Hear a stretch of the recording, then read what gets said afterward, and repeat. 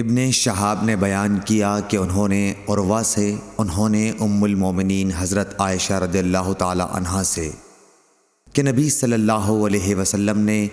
ایک چادر میں نماز پڑھی جس میں نقش و نگار تھے۔ آپ صلی اللہ علیہ وسلم نے انہیں ایک مرتبہ دیکھا، پھر جب نماز سے فارغ ہوئے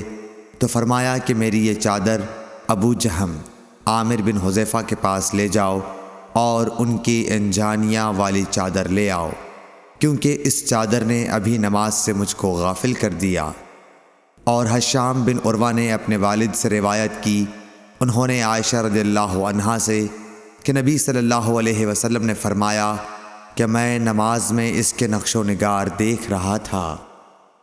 پس میں ڈرا کہ کہیں یہ مجھے غافل نہ کر دے۔ صحیح بخاری حدیث نمبر 373۔